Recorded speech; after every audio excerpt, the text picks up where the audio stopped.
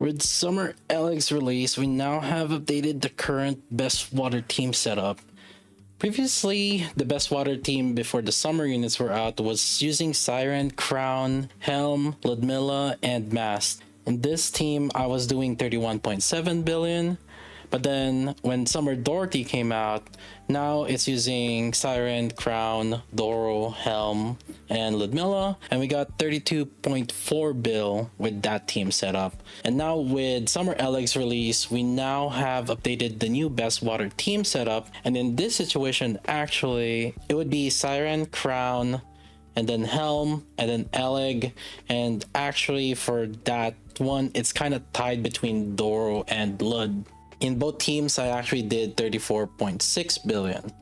Now, the thing about Doro and Ludmilla, though, for the most part in this shooting range in particular, Doro and Lud does roughly similar damage. A few factors to note though in this testing is that I give the edge to Doro. On average, if Ludmilla can hit the core but Doro cannot hit the core with all of her pellets and only just a few, or whenever she's triggering her skill, for example due to the distance of the core or the size is small, then I would say that Doro can be weaker or equal to Ludmilla, assuming that they're similar investments. But if Doro can hit all the cores, or if there's no core, then Doro should outdamage Ludmilla in this particular team setup. Doro deals more damage in general, but Ludmilla makes it so that it makes up her damage with the damage taken increase. And also note that there's a little bit of reliance when there's core and different boss situations. Doro's performance should be better comparatively if she can hit the core reliably or if the boss doesn't have core. One thing at least for sure though is that if you remove Elegg from that team, it will do less damage. So Elegg, Summer Elegg in particular, as of now, takes the new best 5th flex spot option for the water team. Testing with the standard team of Siren, Crown, Doro, and Helm, with a different variations of off burst. If we had Elegg, I was doing 34.6 bill. With Ludmilla, I was only doing 32.4 bill. And then replacing it with Mast, I did 31.8 bill. And then replacing it with Viper, Phase 3 Treasure, I only did 28.3 bill. Previously, the last water advantage solo raid with Black Snake, we had Team 1 with Rapi Red Hood, Crown, Viper, Helm, and then Ludmilla. But then ever since then, there's a release of Siren. There's also now Summer Elegg and Summer Doro, which pretty much just updates this setup now. Elegg is not really suggested as a main on-burst, but it can work if you don't have any other water main DPS. For example, in this situation where I had Siren, Crown, Helm, and Ludmilla and Elegg, I switched Elegg into off burst where she bursted twice, and then in that team I did 34.6 bill, but then when I had Elegg on burst and Ludmilla as off burst, it only did 31.5 bill. In the damage distribution where she's on burst, she can even outdamage Helm. But the reason why this does less damage in general is because if Elegg burst every other burst 3 rotation, then we lose the elemental advantage buff that she can provide. This requires a certain amount of ghost stacks, but whenever Elegg bursts, she loses a number of them. This makes it important that whenever we burst with Elegg, only when she has max ghost stacks. When Elegg has max ghost stacks, whenever she bursts, her burst is enhanced, but on top of that, she doesn't lose her stacks fully, and she can keep the elemental damage buff. Her burst gets max ghost stacks at roughly around 1 minute and 40-second timer in the fight. You have two main options with Elegg. Either burst with her 1 time or burst with her 2 times in a fight. The answer to this depends on your account and team setup. So to understand this, take a look at this full burst damage distribution. This is the damage of the team in the duration of when they trigger their burst. In the team with Siren, Crown, and Doro, Helm, Elegg team, whenever Doro bursts, the team damage cumulatively did 2.2 bill, and then when Helm burst, the team did 2.1 bill, and then when Elegg burst at max stacks, the team did 2.8 bill. Generally, you'd want Elegg to replace the weaker burster. In normal boss fight situations, it'd be usually the second burster that people have burst second in a burst 3 rotation. You'll have the timing of Elegg obtaining max stacks at around 1 minute 46 seconds time left. You'll notice this when you start seeing the animation of boom on your screen. The first one should happen around 1 minute 40 seconds time left.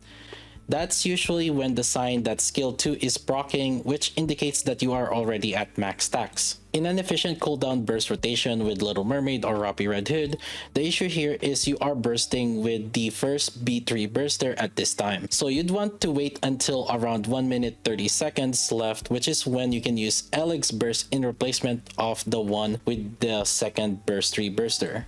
So in the example of Doro and Helm and Elegg team, you'd be replacing Helm, which is the second burster. And then you'd usually do the fight as usual, rotating back again to the first and second burst 3 until the very last burst, which is that you'd burst again with Elegg. This will end up with the fight having 7 bursts on the first B3, 5 bursts on the second B3, and 2 bursts on Elegg. Now here's the thing, sometimes there would come a time where you'd only want to do 1 burst though. Take a look at this damage difference.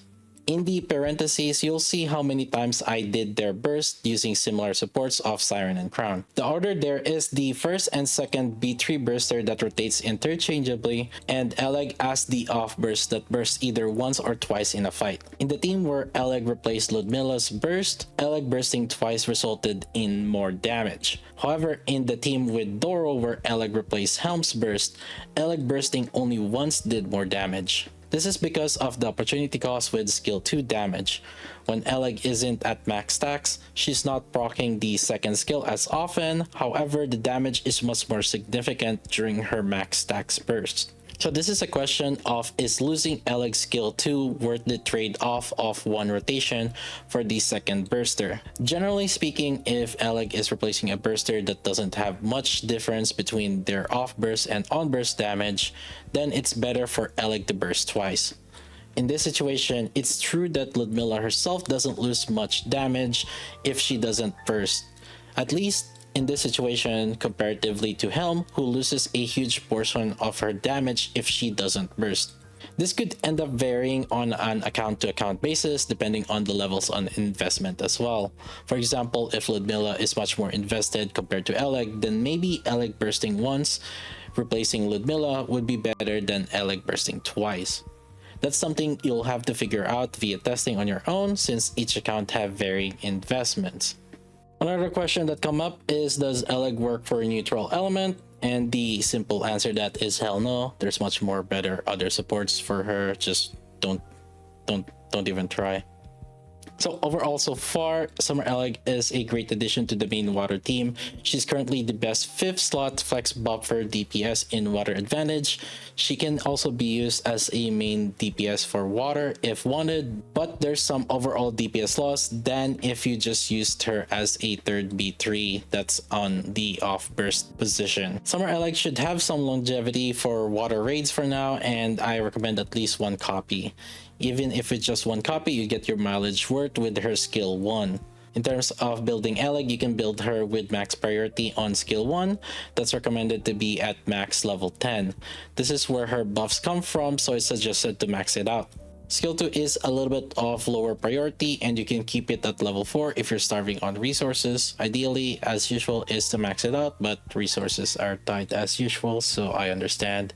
Burst skill is about medium priority and spend as much as your budget is feeling like, either 4, 7, or 10. Of course, naturally, the ideal is to max these out. Regarding overloads, this should be the standard machine gun with elemental and attack as the main priority. The next best is ammo, but there's a bit of less priority for now on ammo as we foresee her being used in the crown team, which will help with the ammo reload. But to be flexible for other team in the future, you can add more ammo as necessary.